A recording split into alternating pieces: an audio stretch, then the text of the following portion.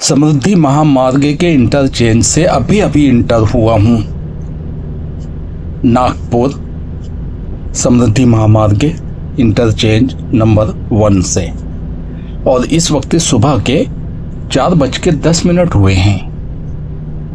नागपुर शहर आगे है, जहाँ से इंटरचेंज में दाखिल होते हैं वो नागपुर नहीं है, वो तो नागपुर से बहुत दूर है।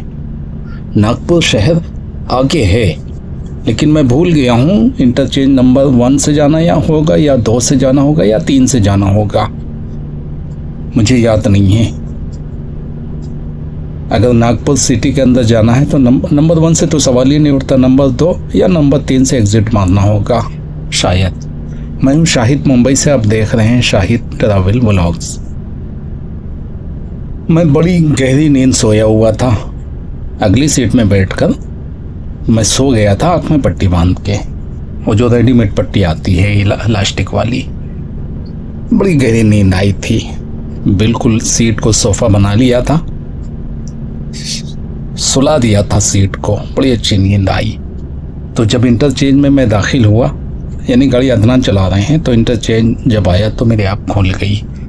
मैंने आँख खोल के देखा, पूछा इंटरचेंज आ गया क्या, समृद्धि महामार्ग के आ गया क्या? अदनान ने कहा आ गया है। हम लोगों ने सीट बदल बदल के रात भर गाड़ी चलाया है, जिसको रेस्ट का मौका मिलता है वो सो लेता है, और हम लोगों को कोई फ़र्क नहीं पड़ता, ना मुझे कोई फ़र्क पड़ता है ना अदनान को फ़र्क पड़ता है कि बाजू वाला सो रहा है कि जाग रहा है। बहुत से लोग अपने बाजू वाली सीट में जो लोग बैठे होते हैं, गाड़ी चलाने वाला बाजू वाले को सोने नहीं देता है, लेकिन ना हमें रत्ती बराबर फ़र्क पड़ता है ना अदनान को। मैं अपने बारे में तो अच्छी तरह जानता हूँ कि मुझे एक रत्ती बराबर एक पैसा भी फ़र्क नहीं पड़ता। लोग पता नहीं क्यों सोने नहीं देते हैं बाजू वाले को, मुझे कुछ फ़र्क नहीं पड़ता। मैं तो बोल देता हूँ अदनान को, जब मैं गाड़ी चलाता हूँ तो अदनान को बोल देता हूँ कि सो लो जब तक मैं गाड़ी चला रहा हूँ। वैसे तो 2-2 घंटे में हम लोग सीट बदलते थे, लेकिन रात को 3-3 घंटा चलाते रहे, ताकि जिसको रेस्ट मिला है वो सो ले अच्छी तरह और दूसरा दिन बर्बाद ना हो। मतलब ये है कि दिन में नींद नहीं आना चाहिए। अगर रात को थोड़ा बहुत भी सो लेंगे तो दिन में नींद नहीं आएगी, और दिन में नींद नहीं आएगी तो मूड फ्रेश रहेगा। नींद आती है तो फिर मूड फ्रेश नहीं रहता, चिड़चिड़ापन सवाल हो जाता है।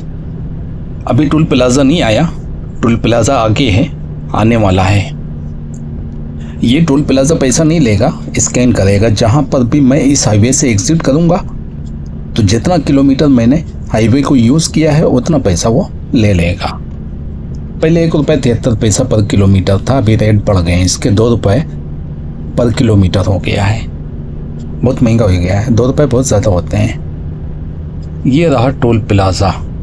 गाड़ी 100 पे चल रही थी, लेकिन काफ़ी स्पीड में लेकर आया है अदनान। फास्टैग भी फास्ट है, बड़ी जल्दी ओपन हो गया। स्कैनर फास्ट काम कर रहा है इसका। कितना रेंज है? 180। तो यहाँ पे पेट्रोल पंप है? वही देख रहा हूँ। अगला वाला पेट्रोल पंप तक नहीं पहुँच पाएगी। यहाँ बाजू में पेट्रोल पंप है, और मेरी गाड़ी 180 किलोमीटर का रेंज बता रही है कि मेरी गाड़ी में इतना पेट्रोल है कि 180 किलोमीटर गाड़ी चल सकती है। जबकि अगर यहाँ पे मैं पेट्रोल ना भरवाऊँ तो दूसरा पेट्रोल पंप 200 किलोमीटर की दूरी पे है, इसलिए मुश्किल हो सकती है, बल्कि नामुमकिन है कि मैं उस पेट्रोल पंप तक पहुँच सकूँ। तो समृद्धि महामार्ग में जब भी कोई पेट्रोल पंप मिले वहाँ पर पेट्रोल भरवा लेना चाहिए। अगर आपकी गाड़ी 200 किलोमीटर चल सकती है तो ठीक है, मत भरवाएं, आगे वाले पेट्रोल पंप में भरवाएं। अगर 200 से कम का रेंज बता रही है गाड़ी तो फिर पहला पेट्रोल पंप में पेट्रोल भरवाओ, उसके बाद यहाँ से निकलो। एक बार मेरे से गलती हो गई थी, जान पे बनाई थी, लेकिन अल्लाह का शुक्र है कि पेट्रोल पंप मिल गया था गाड़ी ठप होने से पहले। तो यहाँ मैंने स्टॉप नहीं लिया, बिल्कुल पेट्रोल भरवाते ही मैं यहाँ से निकल पड़ा हूँ। 3-4 मिनट लगे मुझे पेट्रोल भरवाने में। यहाँ पे पेट्रोल महंगा है, मुंबई में 104 रुपये में है, यहाँ पे 105 रुपये 73 पैसा ऐसा कुछ है। पूछने पे बताते हैं कि यहाँ पे ट्रांसपोर्ट महंगा पड़ जाता है। समृद्धि महामार्ग में पेट्रोल पंप तक जो टैंकर पहुँचते हैं तो उसमें ट्रांसपोर्ट का खर्चा ज़्यादा आ जाता है। पता नहीं कहाँ तक ये बात सही है, लेकिन इस हाईवे पे पेट्रोल महंगा है। जबकि यूपी अतवा में मैं 94 रुपये 60 पैसे में पेट्रोल की टंकी फुल करवा के निकला था, और अभी भी मेरी गाड़ी काफ़ी दूर तक जा सकती थी, लेकिन मैंने एहतियाती तौर पर भरवा लिया है, क्योंकि 200 किलोमीटर का डिस्टेंस में पेट्रोल पंप यहाँ पे हैं, लेकिन कहीं कहीं पे 100 किलोमीटर के बाद भी मिल जाते हैं। लेकिन ये ज़रूरी नहीं है कि 100 किलोमीटर के बाद तुमको दूसरा पेट्रोल पंप मिल जाए तो अच्छी बात है, लेकिन अपनी तैयारी पूरी करके रखो। अपनी तरफ से कोई कोताही नहीं होना चाहिए। हाँ, ये बात गार्ड बांध के रख लो अपने दिमाग में। जिस इंटरचेंज से मैंने इस हाईवे को पकड़ा था वो 0 इंटरचेंज है, वो 0 है। और पेट्रोल पंप से पहले नंबर 1 इंटरचेंज मिला था, वो मैं दिखाया नहीं। और नंबर 2 का इंटरचेंज 1 किलोमीटर के बाद आने वाला है। यहाँ से एग्जिट मार के सिंधी और शेल्डो जा सकते हैं, और अगर नागपुर सिटी जाना है तो यहाँ से भी जा सकते हैं, और 3 नंबर के इंटरचेंज से भी जा सकते हैं। और 3 नंबर का इंटरचेंज आगे आएगा, 2 के बाद आएगा। 2 नंबर का इंटरचेंज ये रहा बाईं साइड में, सिंधी और सेल्डो के लिए। 3 नंबर के इंटरचेंज से अगर एग्जिट मार के बाहर निकलेंगे तो सिंधी पोर्ट जा सकते हैं। सिंधी पोर्ट, और मुझे लगता है कि नागपुर भी जा सकते हैं। मुंबई यहाँ से 742 किलोमीटर की दूरी पे है, और शिरडी 502 किलोमीटर है यहाँ से। सुबह के 4:30 हो चुके हैं। कल शाम को 3:15 बजे मैं फतेहपुर से निकला था अपने घर से सफ़र पे मुंबई के लिए, जो कि मैं दिखा चुका हूँ। फतेहपुर से गाज़ीपुर, गाज़ीपुर से अवगासी ब्रिज होते हुए बबेरू, अतवा, कालिंजर, नागौद, उचेहरा, मैहर, यहाँ तक मैंने आपको सफ़र दिखाया है। उसके बाद मैहर से मैंने जबलपुर हाईवे पकड़ लिया था, और रात को 9:30 बजे एक होटल में रुक के रात का खाना भी खा लिया था। फिर उसके बाद हम लोग रात भर सीट बदल बदल के गाड़ी चलाते रहे, और सुबह 4 बजे, जैसे कि मैं इसी वीडियो में बता रहा हूँ कि सुबह 4 बजे मैंने कैमरा ऑन कर दिया, यानी रिकॉर्डिंग शुरू हो गई, जो कि आप देख रहे हैं। वर्धा और अरवी जाने के लिए 3 नंबर का इंटरचेंज है या 4 नंबर का इंटरचेंज है, थोड़ी सी कंफ्यूजिंग हो गई है। मुझे लगता है 3 नंबर का इंटरचेंज है। इस इंटरचेंज से अगर एग्जिट मारेंगे यहाँ से तो अरवी भी जा सकते हैं और वर्धा भी जा सकते हैं। लाइट व्हीकल की यानी कार वगैरह की स्पीड लिमिट इस हाईवे में 120 है, लेकिन 120 का क्रूज नहीं लगा सकते, वरना ये गाड़ी चीख चीख के कान खराब कर देगी। क्योंकि 120 पे कांटा पहुंचते ही अलार्म बजने लगता है, तो 119 पे क्रूज लगाते हैं। इस वक्त 119 का क्रूज लगा हुआ है, और हमारे डैश कैम का जीपीएस शो कर रहा है 114। जितनी भी गाड़ियां हैं तमाम गाड़ियों में 5 पॉइंट फास्ट होता है मीटर, 5 पॉइंट फास्ट होता है स्पीड का मीटर, 5 पॉइंट फास्ट होता है। गवर्नमेंट के स्कैनर में भी अगर देखेंगे तो 114 शो होगा। मैंने प्रैक्टिकल किया है, देखा है, 114 शो होता है। अगर 119 पे क्रूज लगा है तो 114 शो होगा डिस्प्ले पे, और मेरे डैश कैम के जीपीएस में भी तो 114 शो हो रहा है। और एहतियाती तौर पर ये सही भी है कि हमने 120 की लिमिट है तो 120 पे लगा दिए या 119 पे।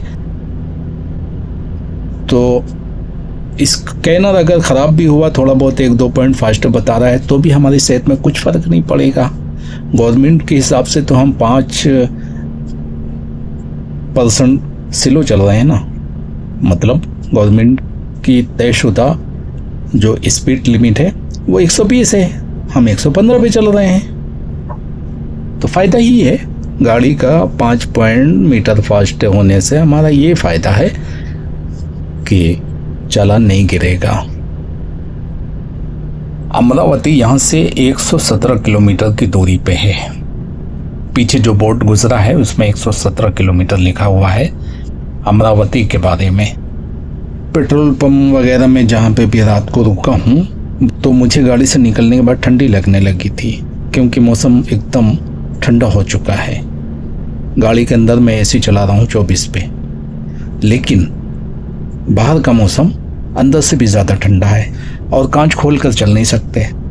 आवाज़ तो बहुत ज़्यादा आएगी ही और बहुत सारी तकलीफ़ें बढ़ जाती हैं। इतनी फास्ट गाड़ी चलाने के बाद अगर कांच खोल दूँ तो इंजन पे बेइंतहा लोड पड़ जाएगा, यानी माइलेज खा जाएगी गाड़ी। 4 नंबर का इंटरचेंज आने वाला है। जो लोग 3 नंबर के इंटरचेंज से बाहर निकलकर अरवी नहीं जा सके हैं, वो लोग 4 नंबर के इंटरचेंज से बाहर निकलकर अरवी जा सकते हैं। या ये कि जिन लोगों को अरवी जाना है और उनका 4 नंबर के इंटरचेंज से एग्ज़िट मारने के बाद करीब पड़ेगा, वो लोगों को 4 नंबर से ही एग्ज़िट मारना चाहिए। और पुलगांव जाने वाले भी इसी 4 नंबर के इंटरचेंज से एग्ज़िट मार के पुलगांव जा सकते हैं। और 4 नंबर का इंटरचेंज ये रहा बाईं तरफ। धमनगांव यहाँ से 29 किलोमीटर की दूरी पे है। नांदगांव यहाँ से 54 किलोमीटर की दूरी पे है। अमरावती यहाँ से 96 किलोमीटर है। जिस इंटरचेंज से नांदगांव के लिए एग्जिट मारेंगे, वहीं से या उसके आगे वाले से दादवा जाने वाले भी एग्जिट मार सकते हैं, बल्कि दोनों ऑप्शन हैं। इस वक्त सुबह के 5 बजे हैं। हाँ, सुबह ही बोलेंगे। आसमान पे रोशनी हल्की हल्की शुरू हो गई है, बल्कि पीछे साइड में ज़्यादा रोशनी है। जहाँ से सूरज तुलू हो रहा है, यानी जहाँ से सनराइज हो रहा है, उधर कुछ ज़्यादा रोशनी है। अमरावती यहाँ से 75 किलोमीटर की दूरी पे है और मुंबई 681 किलोमीटर बचा है। 5 नंबर का इंटरचेंज आने वाला है।